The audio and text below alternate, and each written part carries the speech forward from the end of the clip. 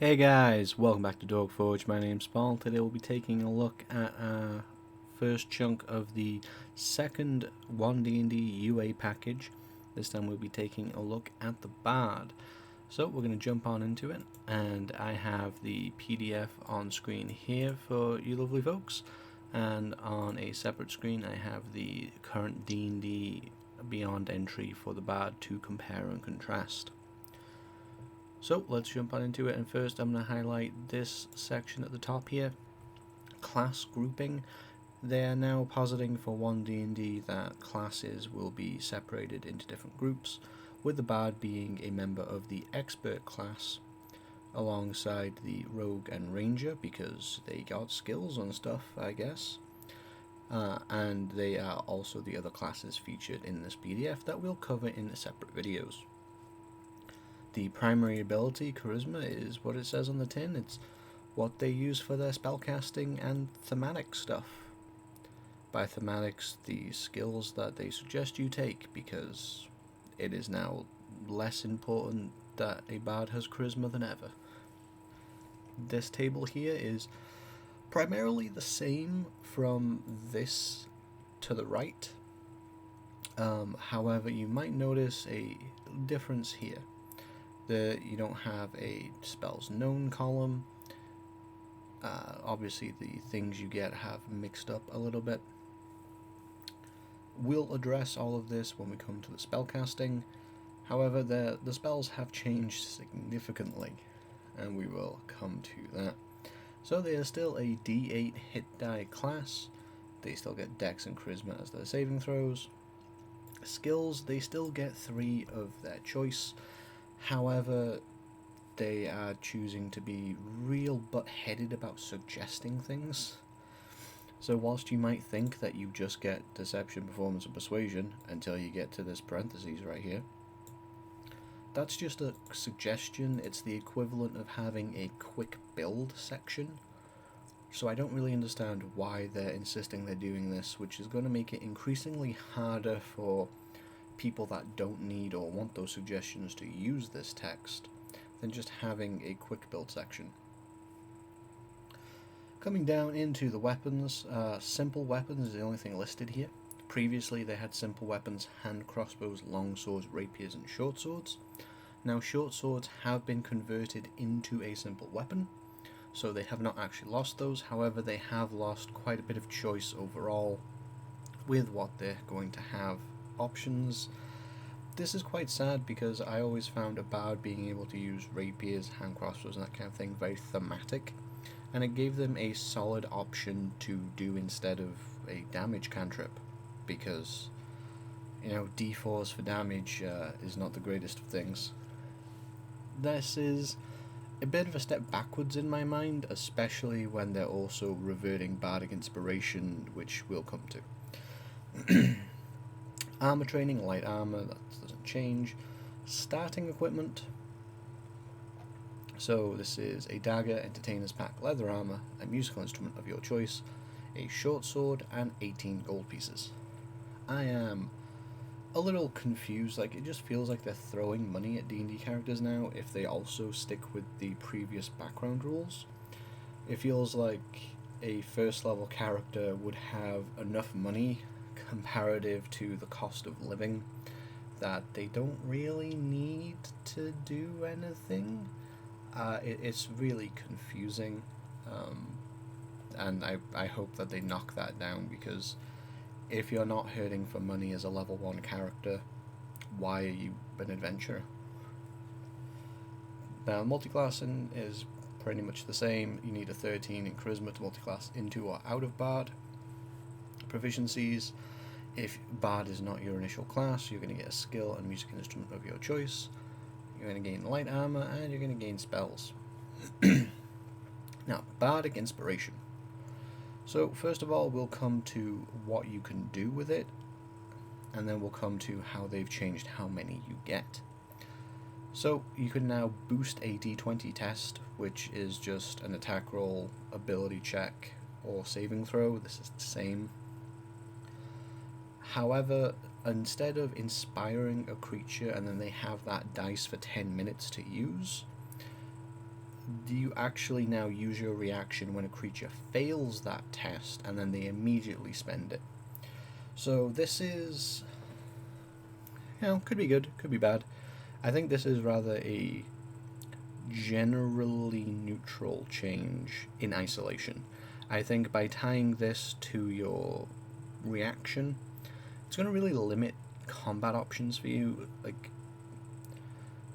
maybe not, depending on the number of uses you get, but I always preferred inspiring someone being the mechanic and then they have that to use. As it stands now, you are completely removing an entire aspect of play where you could inspire a character and then, they could be far away from you and then use it when they need it.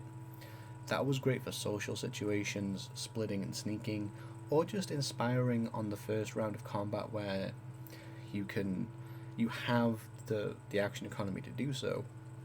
You might not have your reaction available on a round where somebody else fails for a variety of reasons. The second one is a new use, and that is heal. Immediately after another creature within 60 feet of you that you can see or hear takes damage. What? You can use your reaction to roll your Bardic Inspiration dice and restore a number of hit points to that creature equal to the number rolled. So you have to be able to see or hear the creature rather than vice versa. I don't know if that is them just saying that you have to be aware of it. You have to be aware that they have taken damage by seeing or hearing them. Or if this is just poorly worded and they have to be able to see or hear you, which is the normal rules for Bardic Inspiration. And actually now that's actually here as well. This doesn't make sense. I'm hoping that is going to change back because that's a little odd. But you can use your reaction to roll Bardic Inspiration and restore a number of hit points. Getting another option, good.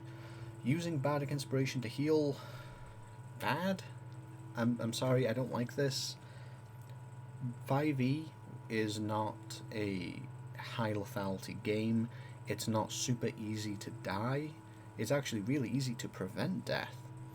So what this gives you is, if somebody goes down, you can instantly just pop them back up without even having to spend a bonus action on Healing Word. It's a little ridiculous. I feel like it's a little out of scope for what Bardic Inspiration should really be in the core class, and the game doesn't need to be easier. And it can be easier to understand, it can be more intuitive to play, but it doesn't need to be easier in a combat sense. Dying is already too difficult. But that's just my opinion. Now on to my real bugbear with all of this, the number of uses. A Bardic Inspiration die is expended when it's rolled. You basically get a number of dice equal to your Proficiency bonus per long rest. That's right. So, whereas before it was tied to your Charisma, so you could start with 3, bump it to 4 at 4th, and bump to 5 at 8. You're now going to start off with 2, and then increase it painfully slowly to the point where it's, 14th level? 13th or 14th level before you get that 5 you would have gotten at 8th level. That on itself is a no-go to me. Just like, if that was the only change, I would already not like it. Especially since they're making it easier to spend. I mean, they've added an option. You can now just burn a reaction when they fail. I think part of the theory is you're going to be wasting it less because it's only when they fail.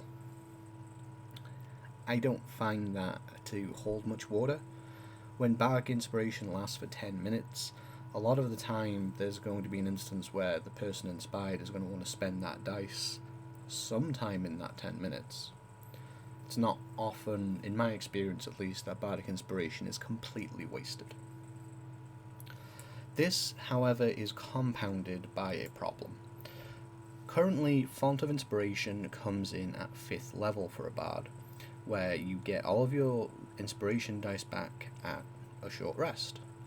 This is now bumped to 7th level.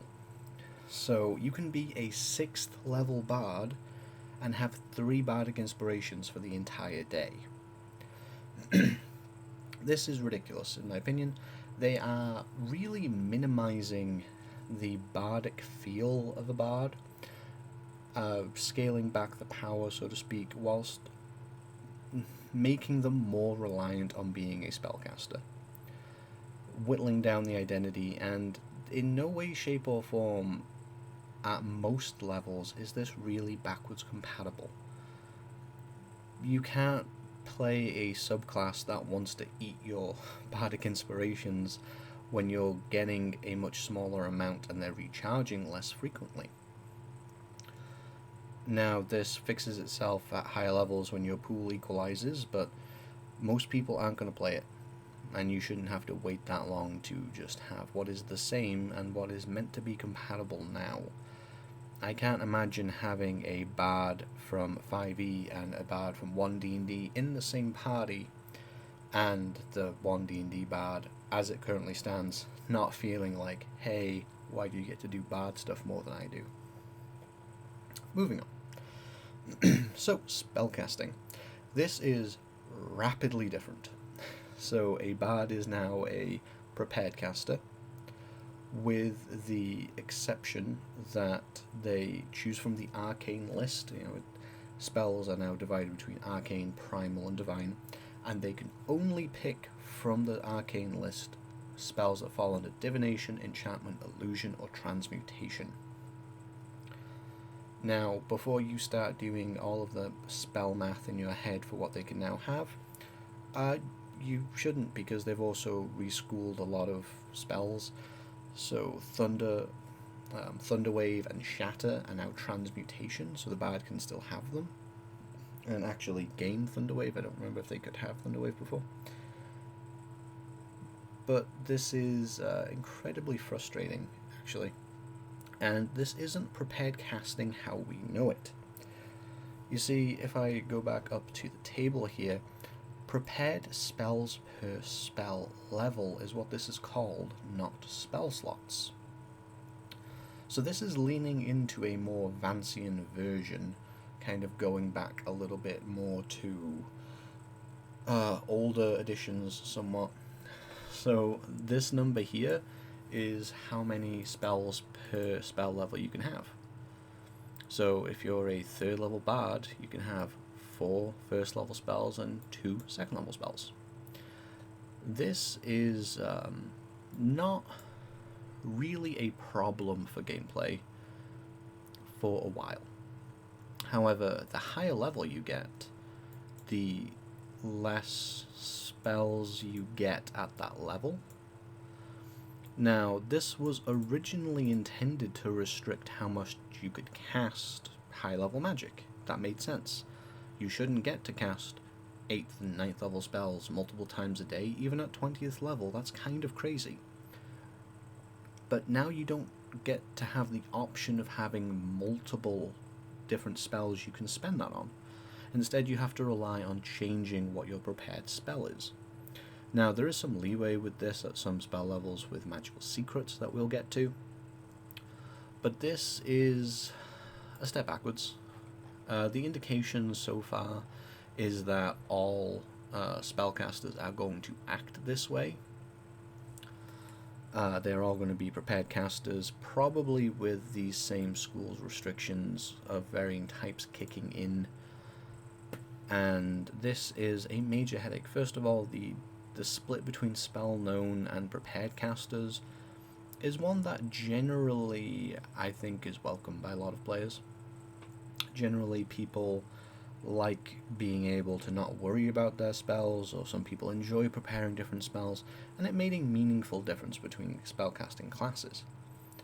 This is beyond clunky, and forcing you to not be able to prepare the kind of spells you want, limiting you to certain numbers of prepared spells per level, and on top of that, restricting you to certain schools within a greater list is very, very clunky. This will make spellcasting more confusing, I think, to a lot of people. and it makes them far just clunkier to play. I'm not a fan of this whatsoever. I'm not opposed to different spellcasters converting to prepared. I think that a ranger being a prepared caster makes a lot of sense. But this kind of embrace of pseudo-Vancianism is not the direction I think they should go. And then this is just, you can use charisma, and you can use a musical instrument still. Sorry, I got kind of sidetracked with my rant on spells there. Second level, you gain expertise in 2 skills of your choice from your proficiencies. It tells you the iconic ones are performance and persuasion. This is how I would prefer that they did everything else. Like, tell you what you can do first, and then give you the suggestion. That is much better worded. Some of you might be confused. Second level expertise? What? Yes, that's because Jack of all trades is 5th level now. We'll get there. Second level, Songs of Restoration. This is basically just making sure that you have healing spells. When you reach certain levels in your class, you add a specific spell to your Songs of Restoration repertoire, as shown in the Songs of Restoration repertoire table. That is clunky to say. You always have that spell prepared, and it doesn't count against the number of spells you can prepare. So you'll always have Healing Word, Lesser Restoration, Mass Healing Word, Freedom of Movement, and Greater Restoration. One of those is not like the others. As you level up, you'll just automatically have those available without them eating into your spells prepared. Okay, I guess. Freedom of Movement's a little weird. It doesn't really fit with the general healing theme, although I guess it kind of prevents conditions. Maybe? This, I'm not really opposed to this on a prepared caster. This is just like a cleric domain getting domain spells. I have no problem with this whatsoever. Just the name, if they're going to be a prepared caster, I think this should be here. Third level, you get your subclass. Fourth level, you get a feat. Now, ability score improvements are now counted as a feat. And pretty much, I'm trying to remember from the feat section, I think pretty much all, if not every single feat that is in this document, so anything that's not a first level feat, gives you a half ASI. So they're really kind of trying to hybridize ASIs and feats, which I mostly support. I think the feats could still use some work. 5th level, Jack of all trades. This is mostly the same. You can add your proficiency bonus rounded down to any ability check that you make that uses a skill proficiency you lack and doesn't otherwise use your proficiency bonus. Now, I do like that they give an example here. However, this has been simultaneously pushed to 5th level and nerfed.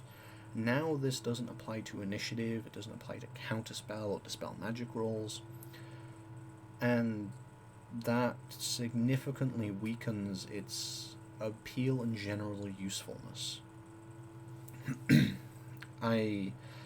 Skills are not really something that is in lack of abundance. Like, Jack of all trades is great for boosting your general skills, sure, but being able to boost your initiative and your counterspell and stuff was a great benefit of being a bard. And they've pushed it to 5th level, presumably to not make it as multi-class dippable, I guess. I would have preferred they just knocked it to 3rd with the subclass, to be honest. But to knock it forward 3 levels and nerf it is too much. 6th level, you get another subclass feature. 7th level, you now get your bardic inspirations back when you finish a short or long rest. And in addition, if a creature rolls your bardic inspiration die and gets a 1, that use of your inspiration isn't expended. This is an improvement over the standard font of inspiration, which is just a recharge. But this does not warrant being 7th level. These should be separate features. It wouldn't break anything if these were both the same feature at 5th level, but this feels like an improvement you get at a later level to the normal font of Bardic Inspiration. It's waiting until 7th level whilst also getting proficiency bonus is just bad, it feels bad, and it will work badly. You'll end up just being a spellcaster for the most part. And 8th level, you get a feat, or you can take the ability score improvement feat. 9th level, 2 more expertises because, you know, rogues did it. 10th level, another subclass feature. 11th level, 8 altered magical secrets. You have collected magical knowledge from a wide spectrum of disciplines. Choose a spell list, arcane, divine, or primal.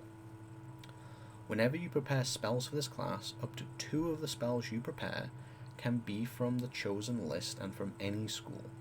The prepared spells otherwise follow the rules for your Bard's spellcasting feature. So, this is basically magical secrets adapted for being a prepared caster, and it makes it inherently more powerful as you can pick and choose. You're not locked into, oh, I picked my Bardic Inspiration at level 10, so it's only a 5th or whatever spell level. That's a sensible adjustment to make. I just don't really like the direction the whole prepared spell thing has gone, and you are now mixing, oh, I have all of these restrictions for the vast majority of my spells, apart from these 2 spells that I now need to keep track of separately because they are unrestricted. Now, this will be pretty easy if you pick Divine or Primal because they're going to be in divided spells, not going to be normally available to you. But if you just chose Arcane because you wanted like an evocation spell or something, then this is going to be much harder to track. So I get why they did it. It makes sense in how this is currently designed, but it is going to make things a little bit more clunky with how things currently are worded. 12th level, you get another feat. 14th level, you get another subclass feature. 15th level, more magical secrets. So you get to choose another spell list. However, you cannot double down on what you chose previously. If you chose to learn spells from the Divine list in your first magical secrets, now you have to choose an Arcane or Primal, and vice versa.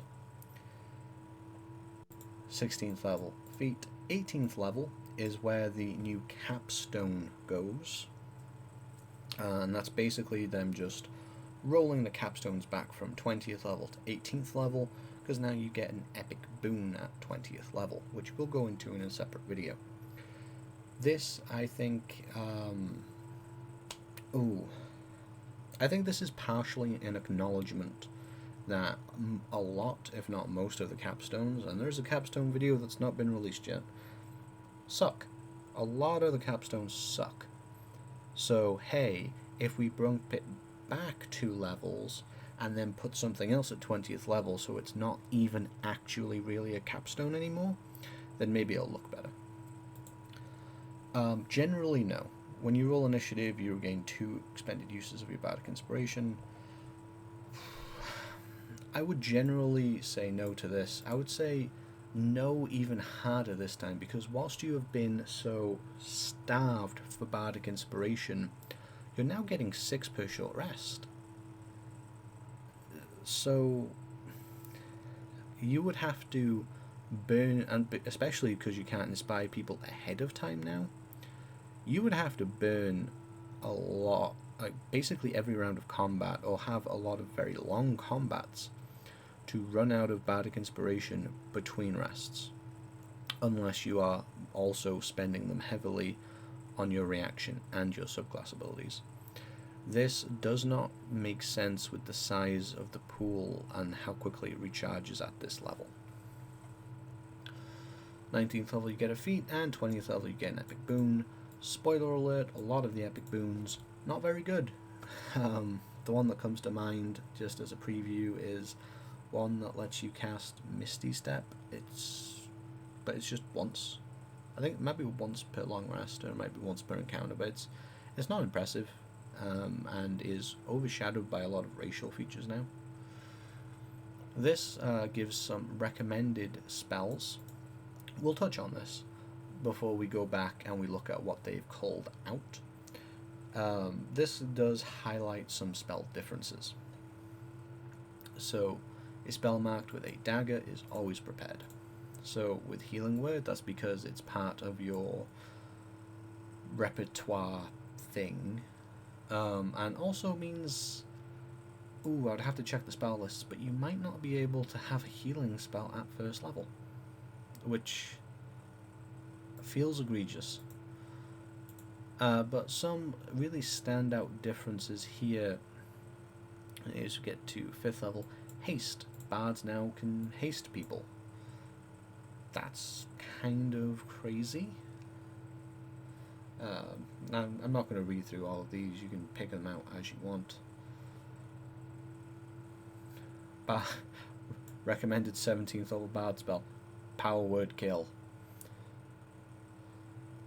And then Animate Objects, Mass Suggestion, Reverse Gravity. So let's swing back through now and deal with what has been just cut out, and then we'll go through the College of Law. So boom, boom, boom. So things just entirely missing that don't really have an alternative. Song of Rest. So you got this at 2nd level in 5e, and whenever you have a short rest, you play a bit of music, and if somebody spends hit dice to heal, they get an extra die of hit points. Starts off as a d6, increases as you level up. This was a nice benefit to having a bard in a party. It wasn't really moving the needle on, super deadly campaigns, but it was a nice benefit to having a bard around. Just completely gone. It feels like they might be attempting to hit on the theme of this with the healing option for Bardic Inspiration, but they're entirely different theme abilities.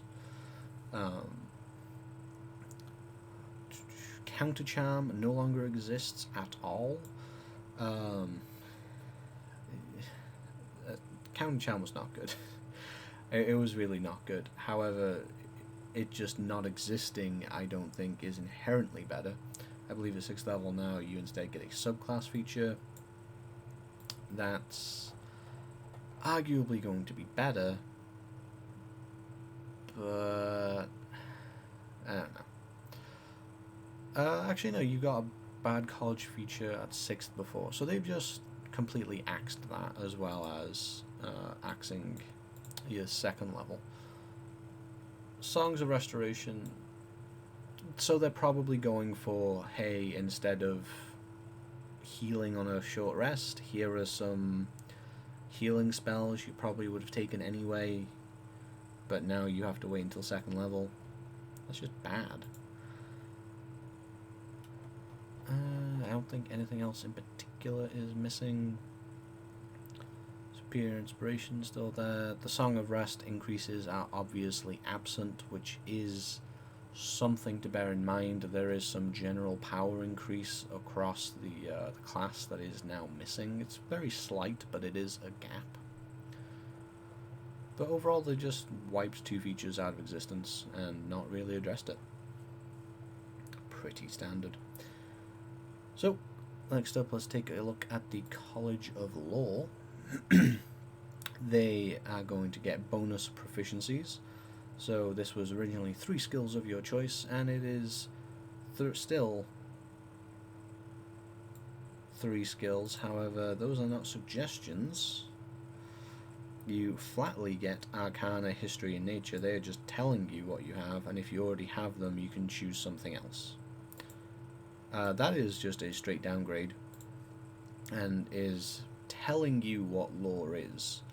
There's no reason why law couldn't be any skill, really. Level 3 Cunning Words. You can use your wit to supernaturally distract, confuse, or otherwise sap the confidence and competence of others.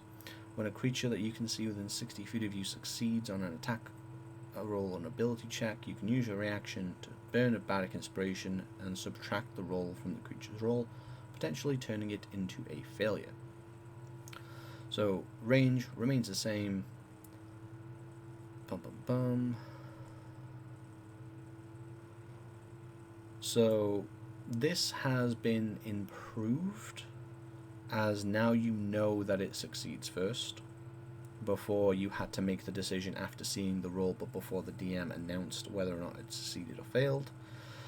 It doesn't specify... Yeah, so when a creature that you can see... Previously, this was when a creature... when a creature that you can see within 60 feet of you, blah blah blah, it's immune if it can't hear you or if it's immune to being charmed. Those are out of here now, so that's a significant buff as well. So if a creature is immune to being charmed, cutting words can now affect it. If it can't hear you for some reason, maybe silence is up as an anti-spellcasting measure, then that will work. So overall, this is just a straight buff. And I'm not really sure that cutting words is an ability that necessarily needed a buff to begin with. I'm sure that people will be happy that this is more powerful. I'm just not seeing why it needs to be. The only thing that comes to mind is that they're making it more powerful to compensate, and making it so that you know that it succeeds, to compensate for the lower amount of bardic inspiration uses you have. However, that's really hey, we punched a hole in this wall, we're just gonna pop this band-aid over the top of it, right?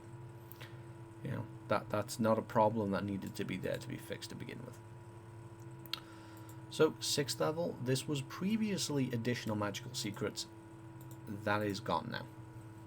So I'm sure that a lot of Lore College fans will be bummed about that. That was one of the main reasons to take the College of Lore, was to make yourself more of a mage bard.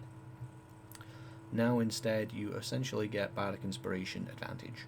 When a creature rolls your bardic inspiration die, it rolls it twice and it can take the higher of the 2 rolls. This is good. This is undoubtedly good. However, increasing the amount of times you have to roll dice and decide which to use, it adds up. It adds up, and it's going to slow things down. And you might think, hey, that doesn't take so long.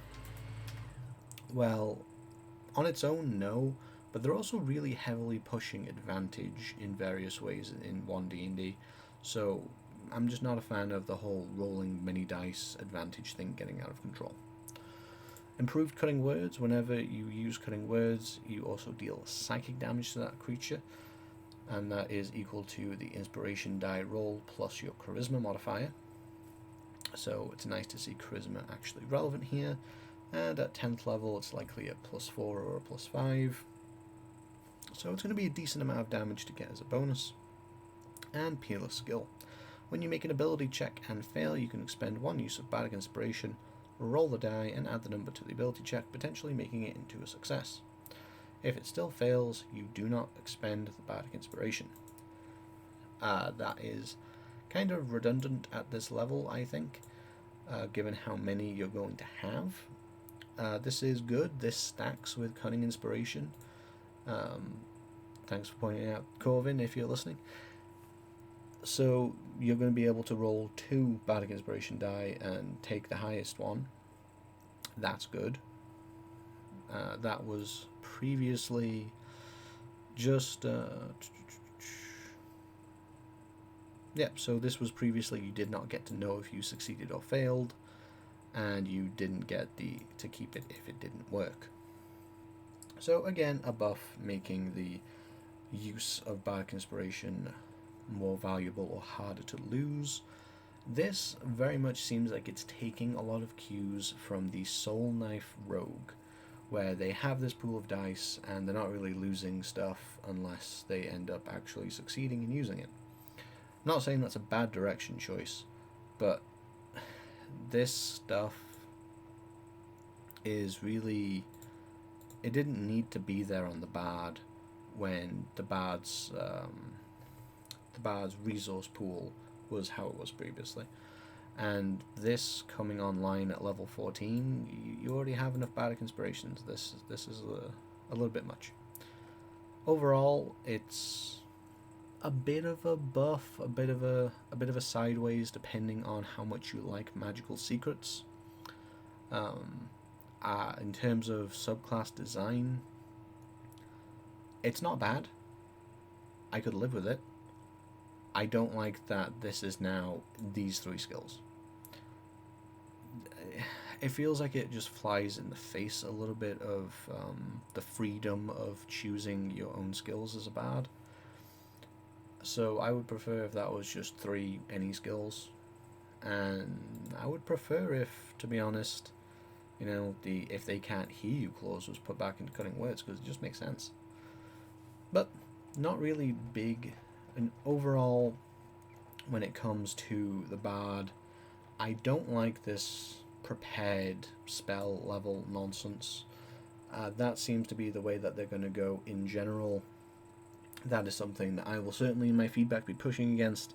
I do not want a return to this level of Vancianism. I don't like the way that they butchered the bardic inspiration mechanic. If you took this and you slapped a Xanathar's Tasha's subclass on it, and you expected it to go burn bardic inspiration dice at a rate that a 5e bard does, it'll just fall on its face for a surprising amount of its career. Using Proficiency Bonus, and I'll probably make a separate video about this because it is something that they are intent on doing. Using a Proficiency Bonus is generally a bad idea for anything but what it was originally intended to do. And that is add on to skills, saving throws, attacks. When you use it as a flat bonus, or when you use it as a number of uses, it will typically skew too high on the high end, and it will skew too low on the low end, as a rule of thumb. And that is seen through here, in my opinion, as well as just wholesale cutting out a couple of features, regardless of whether or not they were powerful or people, really clamored to use them. That's design space that's now just dead. I think that this is a bit of a bard being butchered. That's probably what the title of this video is going to be, as I've rambled on for far too long now. But I'm not a fan of this overall. But that's just my opinion. Let me know in the comment section down below what you think of the bard in this playtest document. Do you think the bardic inspiration restrictions are actually going to play out okay? What changes do you like and don't you like? Let us know in the comment section down below. Be sure to hit that like button, and if you're new here, subscribe to the channel. It greatly helps the channel grow. Until next time, I've been Paul, and I will see you at the Forge.